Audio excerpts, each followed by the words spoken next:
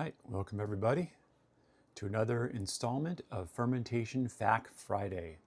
My name is Austin Durant, and we're going to go ahead and take a deep dive into one of your burning fermentation-related questions. Today's episode is, what equipment do I need to get started fermenting?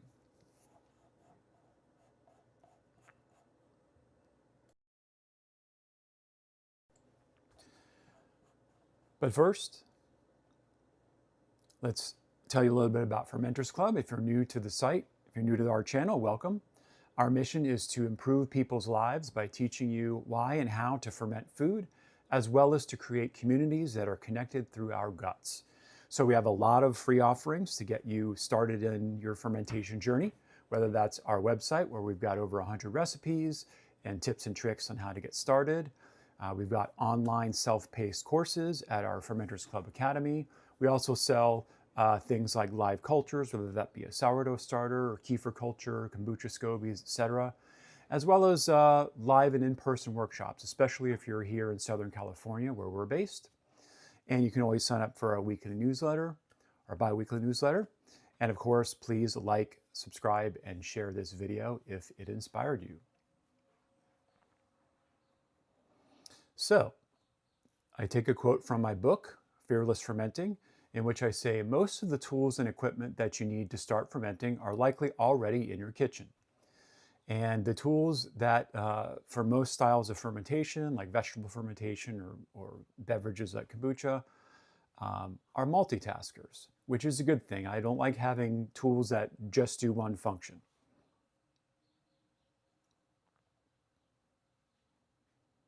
Speaking of my book, it came out in late 2024 called Fearless Fermenting. It's a cookbook, and it's also kind of like a textbook meets cookbook, all around the science and the lore of fermentation. It's got 77 recipes, beautiful photography. You can get a copy from our website. If you look at the scroll at the bottom, there's a link, and also available on Amazon if you're outside the US. So I'll kind of go through some of the basic equipment that you need and some of the special equipment if you're into specific ferments. But again, the bottom line is you probably already have what you need to get started in your kitchen already. So of course, the first thing we want to have is a vessel, something that we're doing the fermentation in. We also need certain weights, and the principle behind that is, especially if we're doing vegetable fermentation, we want to keep the vegetables submerged under a brine because the microbes that we want to do the fermentation are anaerobic, meaning they don't require air, and most of them are bacteria, which happen to also be swimmers, so they like liquid, such as water. So keeping them under the brine will also protect them from airborne microbes, which we generally don't want to show up. There are, of course, exceptions, but yeasts and molds are examples of microbes that live in the air, and we don't need them to do vegetable fermentation. Airlock devices, I'll explain more about that, but essentially another principle that we want to employ is keeping air at a minimum. So we don't, for vegetable fermentation, we really want to minimize the amount of air. So there are special devices you can add that allow the gas to escape without letting fresh air come back in. And that's, again, it just makes it a little simpler when you're fermenting. A kitchen scale, something I always have. I almost have a holster for it because I'm always using one. A digital kitchen scale that goes down to the gram will help you, again, mix things like brine, but also if you're baking and doing sourdough, using a kitchen scale for precision is important for creating consistent results. Bottles, and again, if you're doing things like kombucha fermentation, you want to have certain bottles that hold pressure in, and then we'll get into some miscellaneous things. All right, welcome. Welcome, Stacy. I see you in the chat there. All right. Awesome. Glad you got your copy. Hopefully you're enjoying it. All right, so let's see here. So fermentation vessels. So again, the fermentation microbes are not picky. They will, as long as you give them the food source and the right environment, they'll ferment in anything. However, for us humans, Glass mason jars are pretty common, so that's sort of the most widely used container for fermentation, and they can be anywhere from half pint sized all the way up to a gallon, perhaps even larger. I like to say if there's the desert island jar, if I could only pick one size container that I could use for fermentation, it would be a quart-sized wide mouth mason jar. So give you an example of that. Very ubiquitous, they're all over the place. Usually about, if you're outside the US, it is half liter. Actually, no, it's about a liter, so 32 ounces or 0.9 liters. So again, wide mouth because it lets you get your hands in and out and also lets you clean it. And a quart is just a good size, especially if you're getting started with the recipe and you don't want to make a lot of it. It's a good size.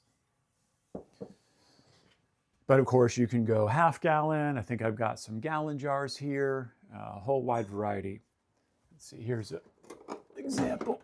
This is a half gallon glass mason jar that I'm fermenting some miso in. And of course, you can get gallon glass jars like your pickle jars. Anyway, so I like to have a wide variety of sizes. But again, if I had to pick just one, it would be the wide mouth quart-sized jar. Now there are, of course, other size containers like our crocks that are made of clay or terracotta or porcelain. They can be anywhere from, a half a liter all the way up to, 5 or 10 gallons. And I've used various different sizes. I like them, they perform well. However, when you get somewhere above 10 to 20 liters, they're just very, very heavy. And so I find they're just kind of impractical to keep clean. You got to move them around to the sink. So the biggest size of those that I like to use is a 7.5 liter, which is, oh gosh, you got to do the math, about a gallon or so. It's still pretty bulky and heavy. However, it's workable. So, and you'll notice this particular model, let's see here, has what's called kind of a water seal. So now the lid fits inside this lip here. And what you do is you fill the little the lip with water, and then you put the lid on. And what that does is it creates a water seal that allows gas to escape without letting fresh air get back into the ferment, because fresh air, again, harbors yeasts and molds and can make some scummy stuff on the top of your ferment. You can also, of course, use things like, let's see where, food grade containers. I do use them on occasion, plastic containers, I mean. If I'm fermenting a large amount at once, they are handy, they're lightweight. Just make sure that it is a food safe container. There should be a label on it when you buy it. And also one tip I like to do is if I am, when I'm washing them, I make sure not to use anything abrasive because you don't want to create little micro scratches in the plastic, which again, can kind of, again, if you're concerned about using plastic, then of course there's plenty of other materials. But again, I find it handy in certain cases. Even things like wooden vessels. So whether that be a wine barrel or an upcycled wine barrel, I haven't gotten my hands on one of those yet. I've used them before and fermented things in them, and they're great because they've already been seasoned. They make a nice seal, especially if you're reusing something that maybe had wine or whiskey in it. Some of those flavors that are there in the wood will impart into the ferment. So I'm looking to get maybe like a 5 to 10 liter wooden oak barrel that I can finish some kombucha in. So I'm always on the lookout for that. Haven't found one yet. In general, you want to avoid using metal containers to do fermentation. Again, that's because you're creating a very acidic thing when we're fermenting, and we don't want to dissolve some of the metal molecules into our food. It's not good for us. Now, there are, again, a few exceptions. There's always exceptions to the rules here. For example, I don't have it. Oh, yeah, here I do. If you find like this, this is a beer growler that's made of food grade stainless steel. Sometimes I will ferment some kombucha in here, But again, you want to make sure that it's something that's already certified, so to speak. This is a beer growler that we're reusing, so it is safe. It's not going to leach some of the metal off of it. But again, don't think you don't want to like ferment a batch of sauerkraut in a stainless steel pot or aluminum pot. So just keep that in mind. It's kind of my principles on the fermentation vessels. If you have another vessel you like to use, go ahead and let us know in the comments. All right, so back to the weights. So we talked about this stuff, the weights. Again, the weight, if you're getting the small glass weights, which is a handy size for our wide mouth jar. And there's a bunch of different brands out there. The brand that I really like to use and I actually endorse is called Mason Tops. They were one of the originators of a very simple system. That said, you can also on our YouTube channel find a playlist that I did, I think about 10 years ago, where I tested different airlock devices just for their different efficiency and how easy they were to clean and the costs and all that sort of thing. You can kind of find that series on the channel. But the bottom line is, spoiler alert, Mason Tops sort of won the contest there because again, they've got both airlock devices such as this, which is again their waterless version where it just lets gas escape and it sort of just replaces the standard Mason Top lid. And then the weight we put inside to help keep the vegetables submerged. So again, optional to do fermentation, but helps make things simpler for cleanup.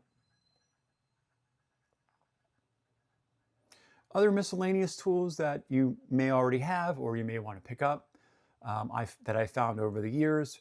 Chopsticks. Now I like using chopsticks, of course, not only to eat, but if I'm making kombucha, and I've got a certain, I'm putting herbs or fruit pieces into a bottle, especially a bottle that's got a narrow neck here. For example, this guy, I'll often put a funnel in and then I'll put the ingredients into the funnel, and sometimes they're hard to get in. So I'll just take that chopstick and kind of just tamp down in to get the ingredients into the jar or into the bottle. Makes it easy to get in there. And of course, along those lines, funnels are good in general, whether they be funnels to help you top up kombucha and avoid making a mess, and also canning funnels.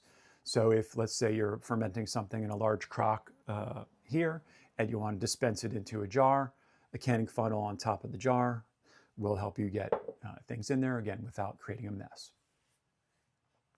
Another tip that I like to use, another thing, is to label my jars.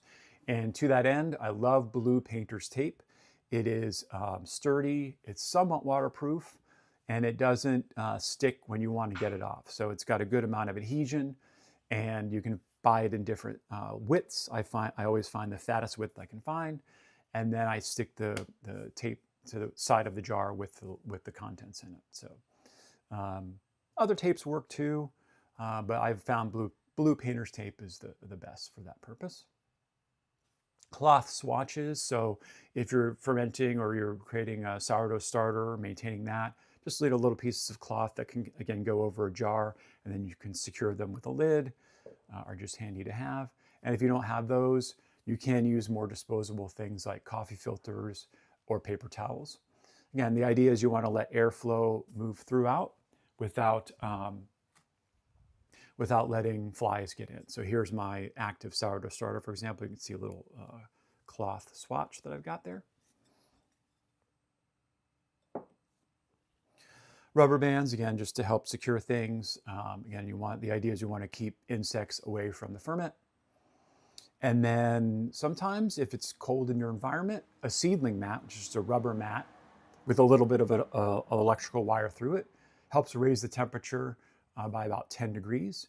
And actually, if you want to catch more detail on that, you can go to one of our other recent facts about what temperatures I should ferment at. So anyway, the idea is it'll help you ferment when it's cold in your house. And then other specialized equipment or ferments that you may not need every day. cedar trays. And these are handy if you're making things like koji or tempeh. And again, they're just like they sound. It's a wooden tray that's maybe 2 inches deep, and it allows you to put, for example, rice if you're making koji, spread it out, and then incubate it with your mold spore, and then it'll grow into koji. So again, these are just not every day, but if you're making koji, it's probably worth investing in something like that. There's also the idea of an incubation chamber, and this could be anything as simple as a cooler that you put maybe hot water bottles in, or perhaps ice packs if you need to, depending on what you're fermenting. The idea is you're creating a small environment that regulates the temperature more closely than just the ambient environment. So again, I've got another couple of videos on that. There's also an article about how I built an incubation chamber on the website.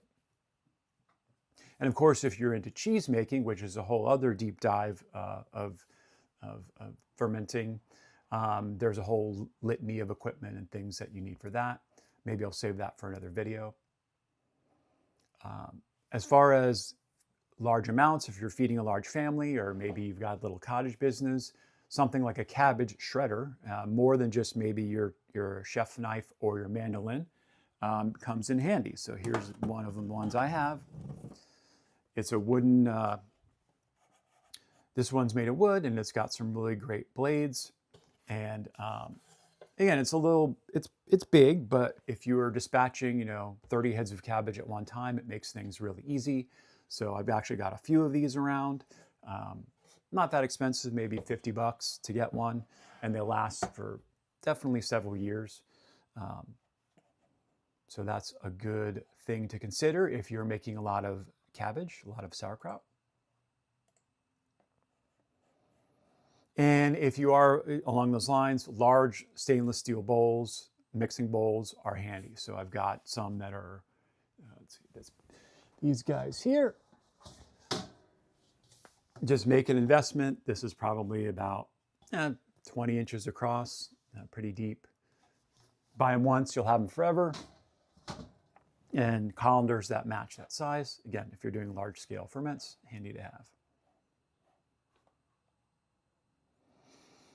And of course, sourdough bread has its own set of stuff if you're going to be baking bread.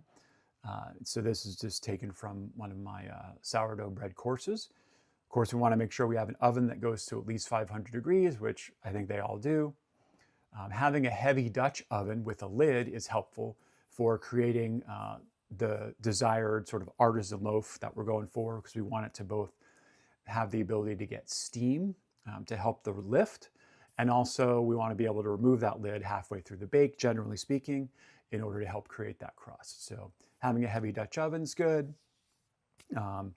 When you are not only cutting the bread to serve it, you want a serrated bread knife. That's always handy. That also helps if when you are getting ready to put your dough into the oven, you want to score that dough, you want to create what's called an ear, then you can use a serrated bread knife to do that.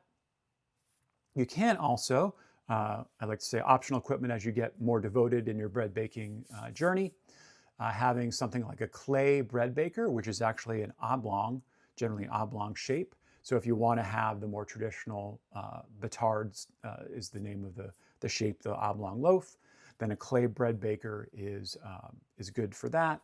I often find them used. I found one at the Goodwill store, find them online. People are always getting rid of them. So they're handy, even new, they're again, 30 bucks or something like that. And a great investment. They are a little bit more fragile than something like a cast iron pan. They do get chips and cracks, but just be careful and you can have them for a very long time. So again, if you are wanting to bake an oblong loaf, also things like proofing baskets, which are just usually made of rattan or balsa wood, just in the shape of the bread loaf that you want to make. That's the last step before you put your bread in the oven. There's also special dough whisks that help you cut through the dough. Again, these are things that you don't need to make a good loaf of bread, but as you start to do it more often, you may want to invest in them. bench scrapers, which are just help you cut your dough and help you kind of like shape things when you're making bread. And then, like I said, the scoring blade, or also a lame, is another handy tool if you are making a lot of bread. If you don't have one of those, then you can use a serrated bread knife.